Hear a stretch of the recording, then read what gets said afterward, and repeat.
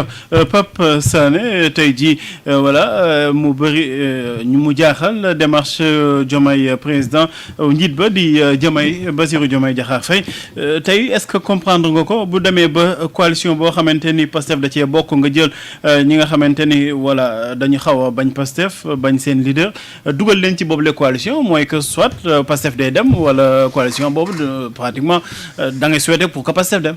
xam nga man Pape des fois je me refuse même à réfléchir parce que dama naan damay user mais dernier neurones quoi. da ngay dee rek. waaw intellectuellement da ngay dee. voilà parce que soo xoolee rek fa ñu jaar yëpp ba fii nii ñu gis chamboulement bi quelque part je me dis que peut-être que y a un épisode ou bien il y a des épisodes yi nga xam ne ci parcours bi on les a manqués. Mais bon soo jëmee dafa rétrospective tu te rends compte que tout a paru normal tout le processus était normal quoi. ba egsi fi ñu egsi nii. En fait benn point commun moo ci am. oui dites-nous. mooy le front anti-Sonko bi nga xam ne moo amoon de 2021 à 2024 c'est le même front anti-Sonko qui est en train de se repositionner man nag c'est là où je dis que j'ai des problèmes pour comprendre su ma déggee le président de la République daal di ne moom mbëbëtam mooy fexe ba fii mu toog Ousmane Sonko toog fa. appalu ko de. ah. ma ni appalu ko de. waaw mais nee na mbëbëtam la. waaw alors je me dis quelque part soo xoolee lii di xew ni day am benn genre contradiction bi nga xam ne moo ci am. parce que munoo jël ñi nga xam ne. oui. ñu ci bëri ci ñoom seen mbëbët bu antu woon mooy que tey ji moom Bassirou Diomaye sax du fa toog. mooy ce serait peut-être un troisième mandat de Macky Sall ou bien ce serait une présidentielle sans Pastef waaw ñooñu tey jii ñoo ñëw toog di prôner ba pare nag ak force nag la nga xam ne mooy justement une nouvelle coalition ba nga xam ne Pastef da ciy jouer un rôle moindre te nag Pape. je dis les chiffres sont encore sont têtus dans ce pays-là. oui. ñii di prôner je parle pas pour le moment du président mais ñii di prôner ak moom. cette coalition. oui. su ñu doon teg seen pourcentage ci les différentes élections. boo ko dajalee ñoom ñëpp élections yi laa la wax de 2014 Mimi du 2014 la demoon fii ñu dóor ko. Grand Yoff. soo ko jëlee de 2014 ba tey jii nga dajale ñoom ñëpp seen suffrage du mot 4 wala 3%. waa ji nee na booy yi désabonné ci page yu Diomaye ñëw ëpp électorat wu ñooñu. voilà voilà un exemple typique ngoog donc loolu tu as des problèmes pour comprendre qu'est-ce qui se passe véritablement. président dafa génn ci li mu waxoon mooy maanaam mbëbëtam mooy teg Ousmane Sonko fi mu nekk ou bien quelque part il y a un nouvel agenda ba nga xam ne justement durant tout le processus les gens ne l'avaient pas vu mais li leer ba leer mooy que lii sénégalais yi jiwuñu leen ko surtout nag président de la république sénégalais yi jiwuñu ko man nag sama xel fi mu commencé ñaaw Pape. oui dites-nous. mooy bi ma gisee cette histoire de justice ma gis dañ ko ñàkkalee fayda parce que dañ ko ñàkkal fayda dossier wu 50 millions à part Farba Ngom ak Tahirou Sarr qui n'ont rien surtout Tahirou Sarr qui n'a absolument rien à voir dans des affaires politiques bu weesoo dossier boobu yeneen dossier yëpp ay 50 200 300 400 millions alors que les dinosaures ñi nga xam ne ñoo tax tey jii sa Sénégal nekk à genoux ces dossiers quasiment on n'en parle même pas muy benn ñaar. la nga xam ne mooy lii ñenn ñi di tuddee justice des vainqueurs. oui. mooy maanaam ñu nekk ci réew ba nga xam ne ñu ne 84 sénégalais yu bokkoon ci ay manifestations. dañ leen boom plus de 2/3 ay bal moo leen rey ñu ne ci dëkk boobu ba tey jii ñuy wax Pape y a pas un début.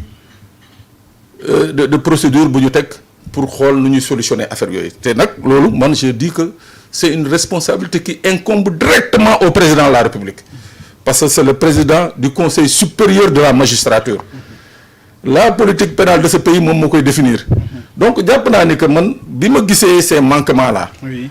là ne y a quelque chose qui se passe et nous allons de surprise en surprise mooy maanaam lii je crois que mooy yen bi mooy teeñ bi ñu ngi xaar yen bi quoi.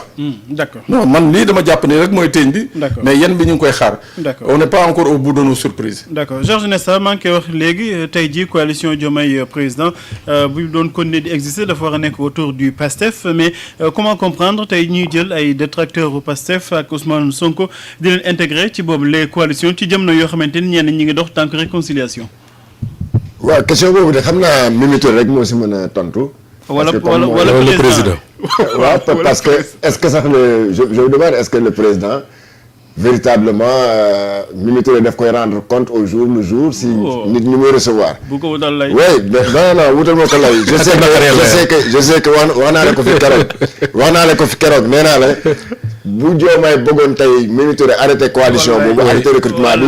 exact il suffit lu mu toll fële par exemple ci Luanda tey nekk affaire coalition bàyyil mu sedd mu def ko. ça c'est vrai. maintenant ñi muy recevoir nag moom moo xam man parfois ma gis ñu ne day recevoir sax ay ñoo xam ne benn nit lañu rek seen jabar anu ñoo wax moom seen doom anu ñoo wax moom gis naa ñoo xam ne sax ay animateur lañu.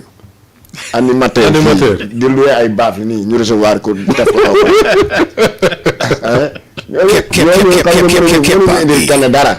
man dama jàpp nag te wax naa la keroog dama jàpp ne Mimi day xoqatal waa Pastef maanaam day poser acte yoo xam ne elle est sur la stratégie de la surenchère politique maanaam di leen ne li ngeen bañ nag. maa ngi koy def moo tax mu recevoir gars yi léegi nga gis mu recevoir siréeru yi siréeru dàll yi boo moytul mu recevoir leen. parce que ak marchand ambulant yi. non c'est-à-dire moom l'essentiel seetatul kii Pape Sané mu ngi wax ne xaw ma kan moo wax léegi. gars yi mu recevoir seen poids électoral.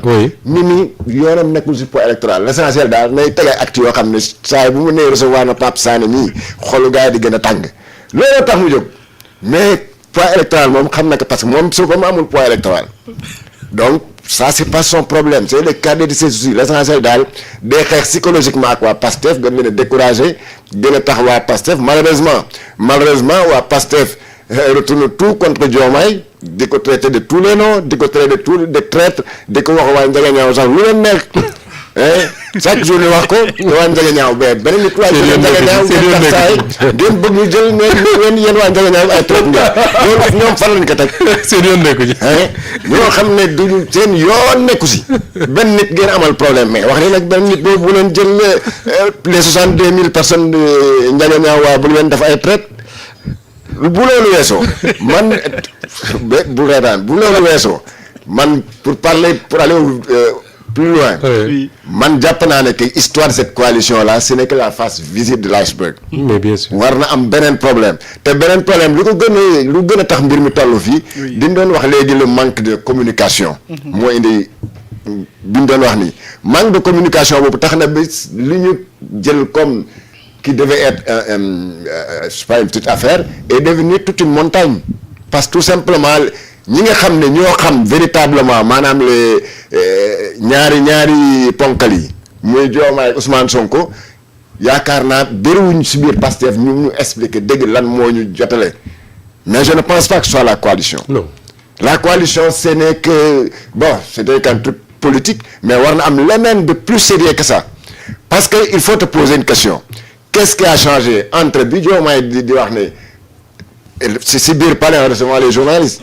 fauteuil bi ma toog nii dama bëgguma nit mu koy piis sax dama bëgg mu koy xool jàkk n'est-ce pas c'est-à-dire que ki nga xam ne dama def 10 ans di xeex pour mu nekk président moom un 10 jours mu ñëw fal ma président donc man dama bëgg fi ma toog nii mu toog fa comme ni nga ko waxee nag et qu'est-ce que ni nga ko waxee il n'a pas donné de période hein donc qu'est-ce qui s'est passé entre-temps que Diomaye boppam daal di changer opinion boobu mu amoon daal di changer perception bu amoon au point que certains lui prêtent même l'intention d'être candidat en 2029. kon lan lay de coalition bu nekkee du doon candidat en 2029. voilà pour renouveler sa licence xam nga loolu également. oui ça c'est une grande question.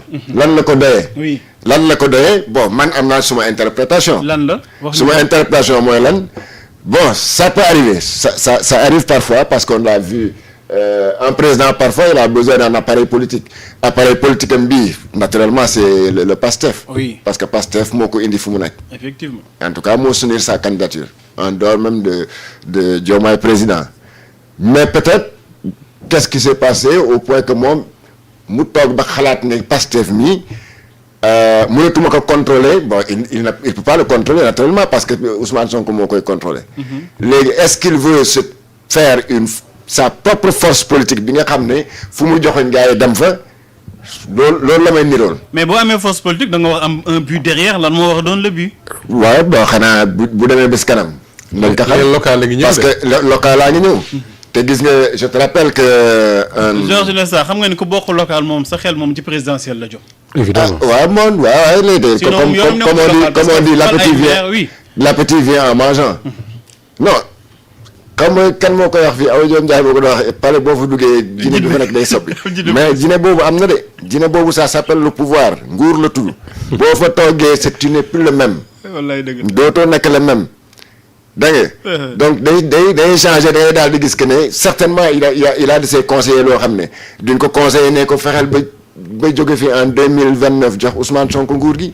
am na si ñoo xam ne dañ koy naan saawaay lu ñu nekk nii ku nekk ministre ne saawaay toogal fi nga toog nii ba 2029 nga continuer ba deuxième mandat. D'accord. loolu c'est sûr qu'il y a des gens qui le pensent. te am na si ñoo xam ne ñu koy conseiller loolu lañ koy conseiller. d'accord te attention. Oui. yow loo gisoon fii quand Abdou Diouf est venu au pouvoir. sous Senghor bu Senghor demee. Abdou Diouf il contrôlait rien au parti socialiste. ay barons ñoo fa nekkoon. il a fallu que Djibo Ka ak l'autre là Jean Collin à l'époque ne ko saa yi débarrasse-toi de tous ces vieux là. mu dàq paa yooyu yëpp. indi ay des jeunes là les jeunes cadres là ne imposer leen au parti socialiste. créé fii la créé yi ku wax mu yóbbu la kaso. et c'est comme ça qu'il est parvenu à contrôler le parti socialiste. Georges ba yàgg fa. Georges loolu nga wax si Abdou Diouf. su Bassirou Diomaye Faye amoon même courage bi. poser les mêmes actes. man poser wu ma problème. parce que am na droit Bassirou Diomaye Faye. wax ne man kat engagement